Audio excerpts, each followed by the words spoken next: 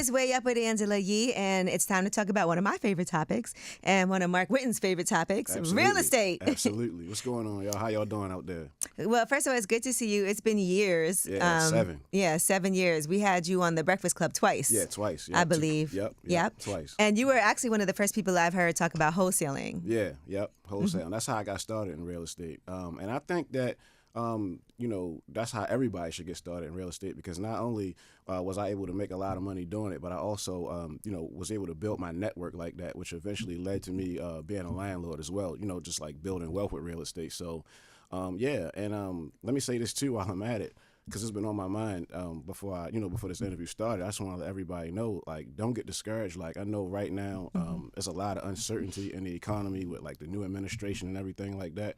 But just know that there is ways out here that you can make money without using none of your cash or credit. It just takes a specialized knowledge to be able to be like what I like to call a skilled equity hunter, right? That's just finding equity. So what is equity, right? That's the difference between the debt on the property and the value. And if you can find someone who's motivated to sell a property, you can put yourself in a position of equity and be able to use other people's money to get paid without using none of your cash or credit. And there's a lot of people motivated to sell right now. Oh, absolutely. It's just a matter of approaching them the right way. Because I think, even if I think about my parents, right, they're not like experienced at real estate. My mom got her house because my grandfather moved back to the West Indies and gave my mom the house. It was a 2-family house in Flatbush, right? Okay. And then eventually they sold that house and we moved to New Jersey. That's the only real estate transaction they've ever done. Okay. So really the only house my parents ever bought was the one that they got the money from the house my grandfather left them, and then they went and purchased another home, and that's it. They've been there ever since. Okay. And so imagine, like, there's a lot of people like that. There's a lot of people that may have had a house that was passed down to them, and they may not even understand how all of this works. So let's just say somebody. Let's start from, how would you find somebody that's motivated to sell? How would you even know? Okay, so I'm actually using artificial intelligence right now. It's like a revolutionary way of finding what I like to call motivated sellers, right? Like we talked about people who are motivated to sell a house. And it's a lot of different ways. Well, I'm going to say in particular right now, one of the best ways that you're going to see coming up is pre-foreclosures. Like, unfortunately, people are, like I said, with the uncertainty in the economy right now, it's going to be, just people in situations where they're going to have to let their houses go. And that's going to be, it's unfortunate, but it's an opportunity for real estate investors to establish, like I said earlier, a stake in some equity and be able to get paid. But you got other ways too, like you just mentioned it, like inherited houses. Those are people that are in probate. Somebody passes away, inherits a house. They don't want nothing to do with the property. They don't want to be investors or anything. So they don't want to have to pay taxes on it. They don't want to maintain it, worry about it, deal with squatters. They don't want to have to do any of that, right? So that's another way. And then you got people who are like behind on their taxes, what's called like delinquent tax sale properties. Because of course, you never own a property. Even if you own it free and clear with no mortgage, you still got to pay property taxes. And if you don't pay those property taxes, you're going to lose it to the city or the county or whatever, right? So that's another opportunity for real estate investors to find motivated sellers who are motivated to sell just for that reason, because they'd rather get something than get nothing, Right, or owe. Yeah, exactly. Or even owe money. And that's something that's public information, right? Like you can get all of this. Yeah, you can get all of it online. You just got to be resourceful. Yep. It's interesting you talked about property taxes, because I saw that the governor, Ron DeSantis in Florida, was saying one of the things that he plans to do is get rid of property tax. You feel like that's something that's feasible? Because property taxes do fund a lot of things. So I don't know where that money comes from for... So you're saying he's trying to get rid of property taxes? I'm going to tell you, let me look at it, because I don't want to misquote, but I saw this article where, DeSantis, because I also feel like politicians just say anything when they're about to, run for office again, too. So they can say anything. Whether or not it can happen is a whole nother thing. But yes, he wants to reduce or eliminate property taxes. And he talked about this during his State of the State address. He basically said... let me see. Yeah, he and other Republicans have recently floated around the idea of eliminating or reducing local government property taxes. And he's been expressing support for this issue, and they would need to approve a proposal to go on the 2026 ballot. Did he say why at all he wants to do it, or what benefit? I mean, I think in general, people complain about property taxes. You know, like you said, you never really own a property never. because of the property taxes. Right. So I think for him, that's probably a hot button issue. Oh, so he could get some votes and exactly. stuff. Oh, okay. Oh, yeah, he said that makes sense. taxpayers need relief. You buy a home, you pay off the mortgage, and yet you still have to write a check to the government every year just for the privilege of living on your own private property. Is the property yours, or are you just renting it from the government? I mean, I think if he can make that happen, that would be great. I mean, I'd be happy. I think all homeowners and people who own property would be happy about that. Because, you know, what would happen then, though? Because what do property taxes fund, right? It funds things in the community. Right. So then how would does. that be funded? Because what's going to happen? You know, it funds schools, police, firefighters, sanitation workers, all these other essential things. I don't know. I don't know what he. Because we can say we don't want it, but then then things start happening. It's like, not to get all into politics, as I try to stay out of politics and stuff, but it's kind of like the same thing going on now, just with the whole administration. All these things that they doing, people, like I said, I'm hearing stuff like people losing their food stamps. Mm-hmm. People losing Social Security, they saying. I know some federal people losing their jobs. And people, the trickle-down effect of that is not just someone lost their job. Now somebody loses their job. That's another person who can't afford to pay for something in these communities. Yeah. And it just is a whole trickle-down effect. Yeah, and then now how am I supposed to support myself? Because not only did you eliminate my job, but you also eliminated any support I could get from the government to feed my family. Even like Medicaid, they're talking about getting rid of that too. And, a lot of people with like mental health programs, like drug rehab, drug treatment programs and stuff like that that's funded by Medicaid, I believe. Like you said, it's a trickle-down effect, and I think it's going to lead to like more crime, honestly. Yeah. Like, people trying to feed their kids and they don't got no food stamps. What you think they're going to do? They're going to try to get it any way they can, And I think we can't afford to not watch what's going on and pay attention and be involved, because there are elections coming up, and we all know we do at a certain time have to be like, okay, we got to make sure we get out and vote, and make sure we also hold these politicians accountable, you know, for what it is that they said they're going to do. Trump is doing everything he said he was going to do, but people didn't understand how that I see a lot of people now, it's a whole thing of people who voted for him that are like, what did I do? I lost my job. It wasn't supposed to be me. It was supposed to be them. Right. That was affected by this. Yeah. And another thing people talk about, since we were talking about real estate, one other issue that's come up is also with, deportation and people being scared about what could potentially happen, even if they're here legally. People are nervous. And we all know that in the field of home renovations and all of that, there's a lot of people that are skilled workers that come and do these jobs that are now not even showing up to work. I've seen a lot of developers and property owners having issues with that. Like no people showed up to come to work because they're nervous. Yeah, it's crazy. It's like it's crazy times, I feel like, that we going into. Just like I said when we first started talking, just the uncertainty, of it all. But I'm just here to let everybody know, like, there is a way, in real estate specifically, where you can get out here and make money without using your cash or credit, just by being what I call a skilled equity hunter, finding people who are motivated to sell their properties and taking a stake in that equity. So like I was saying earlier, I'm using artificial intelligence now to like find these people. So I have software, actually. So we could talk about is it your own software? Yes. Yep. It's my own software. Talk to me about that. That's interesting. Yeah. So pretty much what it does is it uses like machine learning and a genetic algorithm to like score each property between like 0 to 1,000, right? That's what the AI does. So the higher the score, it's the higher the propensity for the person to be motivated to sell a property, pretty much. And it has data on every property in America, so it don't matter where you at. You can find people that are motivated to sell their houses using AI. But it not just does that, like it analyzes the deals for you, because of course, you got to know, what type of offer to make on a property before you can establish that stake in that equity, so that way you can get out here and make money using other people's money without using yours. In fact, I got a student, shout out to Sharika in Baltimore. She's making $23,000 on a property next week as a short sale. And a short sale is pretty much when the bank is willing to accept less for a house than what's owed on it, just to get rid of it, to avoid foreclosure. Oftentimes, they'll even give the seller an incentive to go through with it, just because, if the seller don't go through with the short sale, then they can't do it. And the bank don't. Banks make money off their money. They're not in the business of real estate. They're in the business of like interest, making money off their money, right? They want you to have that mortgage for as long as possible. Oh, absolutely. At the highest interest rate you can. Absolutely. And that's pretty much the game really at the top. You know what I mean? Just making money off your money, right?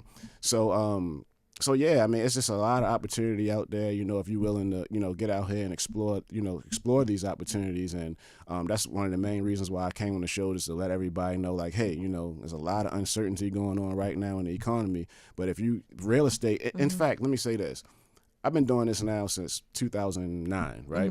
And we had the crash. I mean, I just got in the game back then. When the housing bubble happened, there was a lot of bank-owned properties. People was flipping those, getting a lot of money.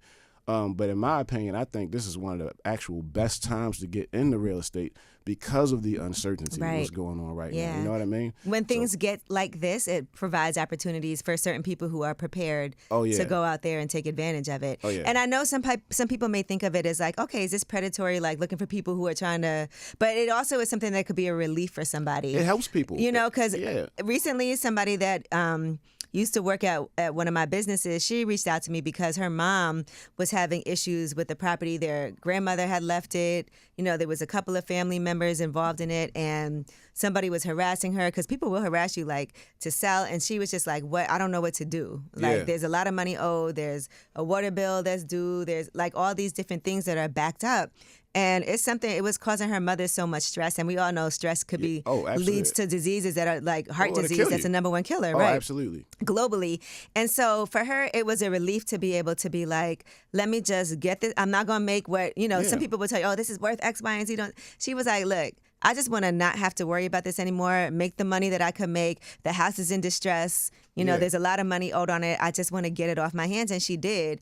And she's so much more relieved. Now she's like, okay, I just want to make sure I do. She called me like, I just want to make sure I do my taxes right. Do you have an accountant you could refer me to make sure that when, the mom claims the taxes on it, she's doing it in a way that she can protect herself and as much as possible. Yeah, no, absolutely. And I would say just to, to piggyback off of that, when, like, for example, the deal I'm telling you about with my student is going to make the $23,000, right? The lady's getting an incentive from the bank. So she's getting money. Right. Just to be able to go through with it. Not only is she getting paid to go through with it, right, but she's also going to avoid foreclosure. Right. So you're actually helping people. Yeah. I just want to make sure we stress that too, because it's not like taking advantage of people, but it's taking advantage of a situation that can be a win-win for everybody. And for everybody. And that's not the only way. That's not the only reason why I'm saying like now is the best time to get involved in real estate, because there's plenty of other ways. Let me put it to you like this, right? All right. With the uncertainty in the economy right now, I mean, let's just be real. For a while now, right? People hurting out there. Like, you know what I mean? A lot of people living paycheck to paycheck. It ain't like it used to be back when the pandemic and all that stuff was going on, right? So if somebody does come up on a property, say, because we talked about probate earlier, right? The court process in which someone inherits a property and they may just want to get rid of it, right? People are looking for money. So people are more just in general just motivated to sell their properties, right? Whether it be, they're just like an absentee owner, somebody who owns a house but they don't live in it. And why would somebody be motivated if they own a house and they don't live in it, right? Because the house could be sitting there vacant. Right. And if it's sitting there vacant, right, then they're paying property taxes, municipal bills like water bills and stuff like that. The house could be deteriorating, so they got, maintenance costs there.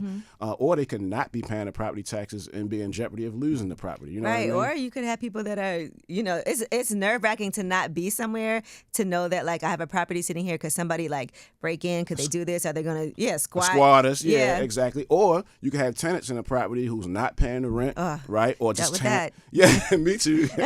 Roaches, everything. Then, right? Yeah, because I think, we can't ever talk about it. Yes, I think real estate for me, because just like you, I haven't invested in as much as you have, but, the things that I've done have been things that have made me feel more secure and stable about my future. Yeah. But there's definitely times that things don't go right. Oh yeah, absolutely, yeah. Absolutely. That's why I love the whole idea of being able to get in the game without using none of your cash or credit, and just being, like I said, a skilled equity hunter, because you can make a lot of money doing that, and you can basically not have to deal with that kind of stuff. You know what I mean? Because so this is basically finding a property and then selling that contract to wholesaling. Pretty much, right. Yeah. So, I try to get away from that idea of it. You know what I mean? I like all right, break it down for people who are like, well, what do you mean? No, being an equity hunter. What does that mean? So all right. I'm glad you asked me that. Right. All right. I want y'all to look at it like this. Everybody that's listening, look at it like this. If y'all can watch me, if y'all see me, I'm talking to you. And Angela, right? So, all right. Yeah. So look at it like this, right? Let's say you sitting at home, wherever you at, you watching this, and you like, man, I want to make some money. Like I'm looking for a way out or another way of doing it, right? This is what I want you to know. All right, it's millions of properties in America, right? A lot of those properties are owned by individual people, right? Now, what you want to do is, now keep in mind, you don't need none of your cash, none of your credit, none of that. All you got to do is have a specialized knowledge to get out here and be able to find these people who are potentially motivated to sell their properties. And we talked about this earlier, right? What would make somebody motivated? Say it's like the absentee owner that we just talked about that just got, say, a vacant property just sitting there and they losing money because they paying property taxes, water bills, all that stuff. They just want to get rid of it, right? If you're able to find these people, and the good thing about it is now, especially, with the AI software that I have, it's literally you can find these people anywhere in America with a push of a button, right? Using artificial intelligence to find them, right? If you can find these people, all you have to do is be able to have the specialized knowledge to be able to analyze this deal, which the software does that too, right? So that way you can make an offer on the property. Now, of course, you got to get in touch with the seller. I mean, the software does all this stuff for you, pretty much. Oh, right? get in touch with the seller too? Everything. Send in a personal email. Well, like postcards. Oh, actually, you can send emails because we have a skip trace tool too, where you can get people's phone numbers, email addresses, everything you need to get in touch with these people, right? So anyway, so you say for example, I log into the site, right? I'm like, all right, I want to use AI to find properties in, say, Baltimore. That's my market. That's where I'm from, right? Shout out to Baltimore, right? Shout out to my city too. We hear it. Right, you hit a two and a do and all that, right? So anyway, let's just say I go in there and I'm like, okay, I want to use AI in this zip code, right, to find people who are, let's say, absentee owners. So we talking about it, right? You put a list together, boom, push of a button, you can send out postcards, right, and then people just start calling you back. All right, so once the people start, remember, y'all, you don't need none of your cash or credit, nothing like that to do this. Everything I'm telling you is pretty much how it go down, right? So you send out a postcard, somebody call you back, hey, you sent me a postcard about my property at, 123 Main Street, something like that. So then you're going to go through your script, which is all in the software, right? All there for you. You go through your script, and then you got to find out, okay, like you're going to ask certain questions like how many bedrooms, how many bathrooms, stuff like that, because then you got to be able to analyze the property so you can make an offer on it. It's called an investor formula, right? And that's 65% of the after repair value, right, minus the repairs. Once you figure that out, you know how much an investor will pay for the property, right? So anyway, in the software, you can analyze the deal, you pull in the comps or the comparable sales, and pretty much what you do is you got to find 3 to 4 of the highest sold houses that are similar to the one that you're trying to get that is sold within the last 6 months, within 6 blocks or a half a mile of the property that you're trying to, make some money on, right? So once you find that out, you add those properties up and you divide it by that number, you get the average. Say that average is 100,000. You take 65% of that, then you got 65,000. Then you minus the repairs. The cool thing about the AI software is most people don't understand how to estimate repairs. Like even me, like when I first got into real estate, I would go in basements because like a lot of basements in Baltimore, where I'm from.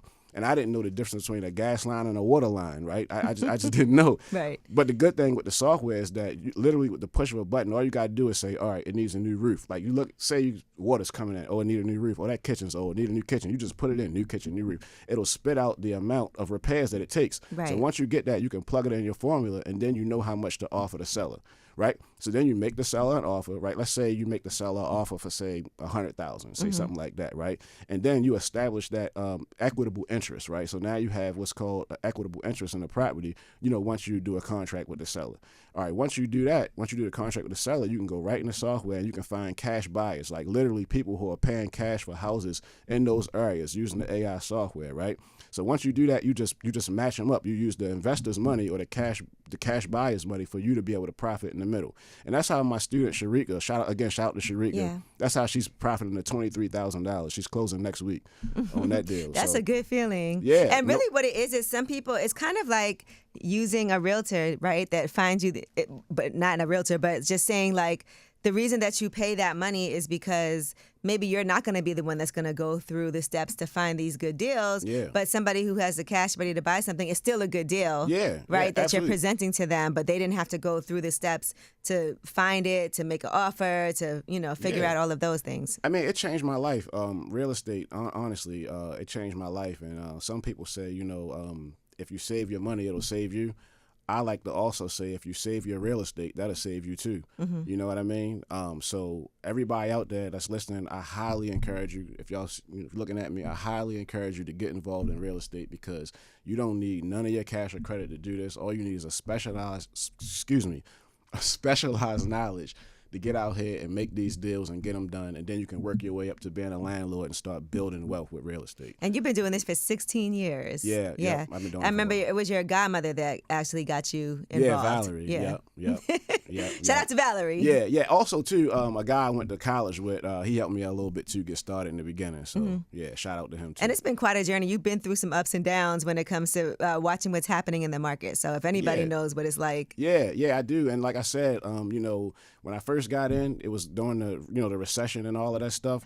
And, it was a good time. People would say it's the best time to get in. It was a lot of bank-owned properties. There's a lot of people that was, unfortunately, like we talked about, going to foreclosure. So, they say like, and I want to say it's the best way I can, but they say like when there's blood on the street, like that's the best time to get in. You know what I mean? And that's what was going on back then.